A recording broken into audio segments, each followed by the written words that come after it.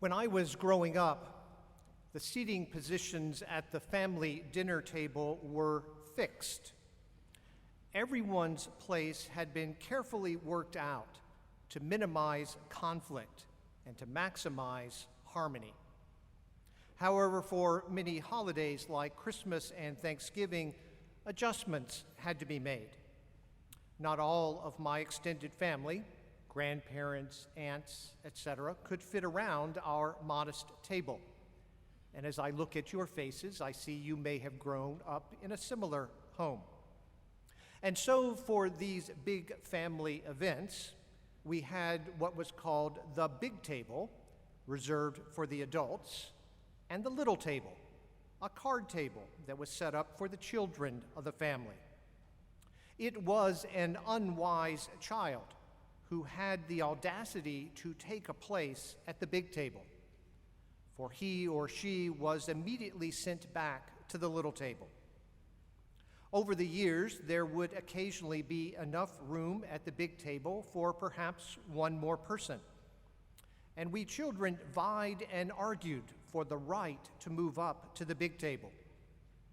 If I was the one selected, I recall that it was an opportunity for gloating and making fun of those who were left behind at the little table.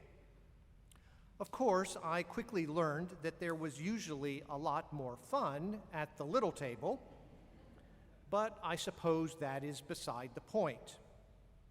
It was considered an honor to be invited to sit at the big table, an honor that one made sure everyone else noticed. So today's parable doesn't seem that far-fetched to me, even if the behavior of the Pharisees does seem a bit childish. After receiving a lesson in proper etiquette from Jesus, I can almost picture them at the next banquet, fighting over the least desirable seat in the hope that someone will come by and invite them to move up higher. The advice of Jesus is very practical in helping one to avoid an embarrassing situation. And many have taken it to heart as they try to arrive early for Mass so they can be assured of a seat toward the back of the church. But more than being practical, his parable illustrates our tendency to be overly concerned with what others think about us, or to operate with what we might call mixed motives. As a child trying to sneak up to the big table, I wanted to enjoy the company of my older relatives, but I assure you that I made sure my brother and sister noticed who was sitting at the big table and who was left behind. The issue of mixed motives can make our lives incredibly complicated.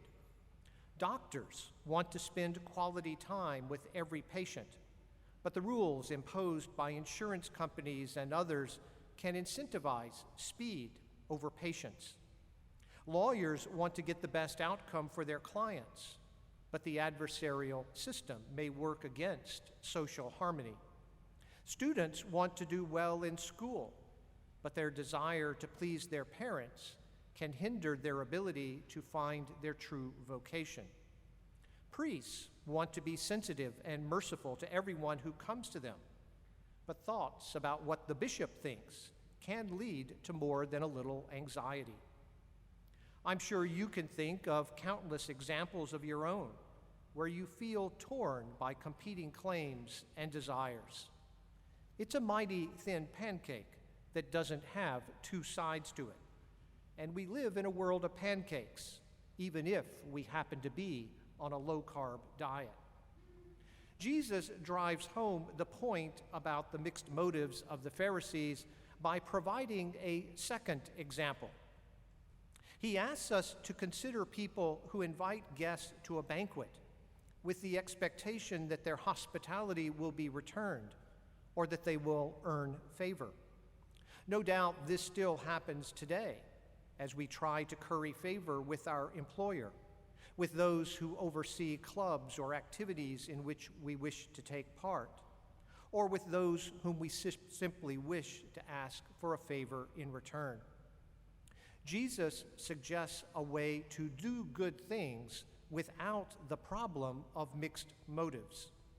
Jesus instructs us to be kind and welcoming to those who cannot return the favor, the poor, the lame, and the blind.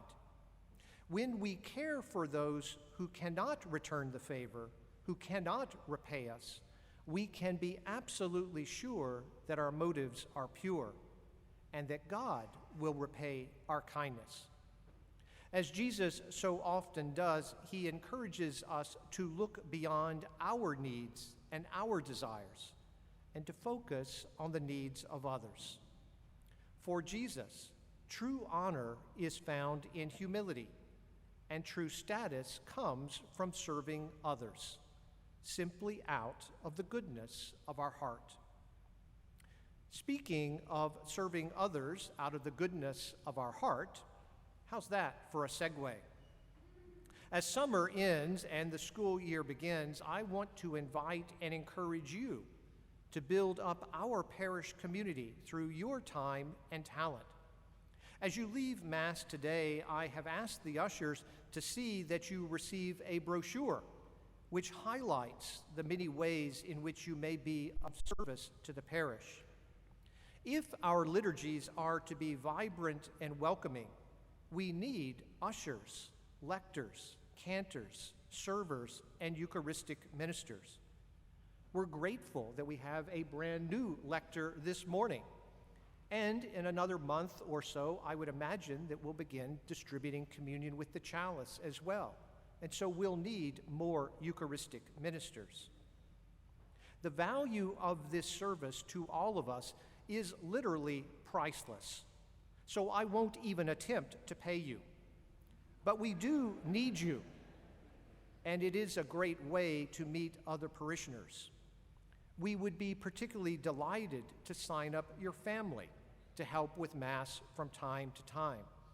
Perhaps your children, particularly teenagers, would like to work on their eye-hand coordination, passing a basket, i.e. being an usher, while you can demonstrate that you still know how to put two consecutive sentences together as a lector.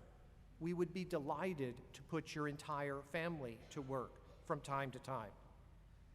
Those who devote themselves to faith formation for children and adults give without counting the cost, and we can only hope that their gift is reward enough.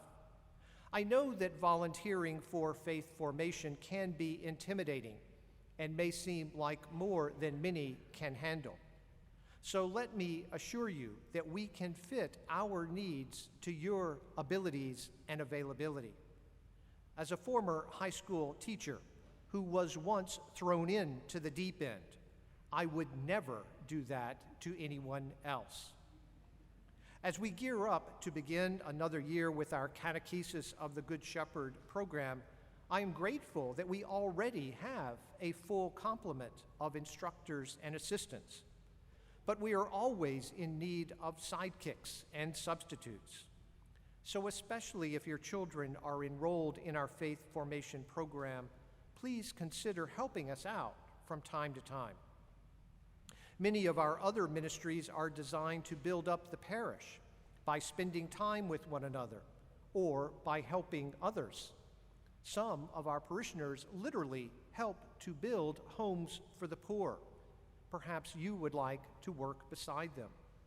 Often in the spirit of multitasking, we can find that we can do both things, enjoy each other's company and do something good at the same time.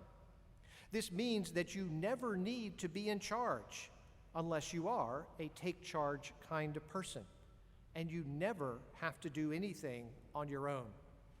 As the adage goes, many hands make for light work, and we are adept at structuring what is needed to your time and talent restrictions.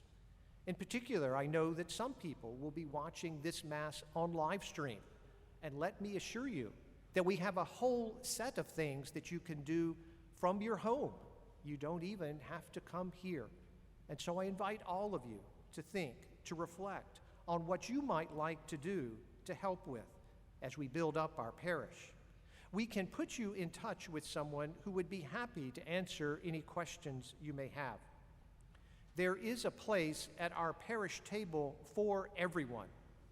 Just let us know who you would like to sit next to.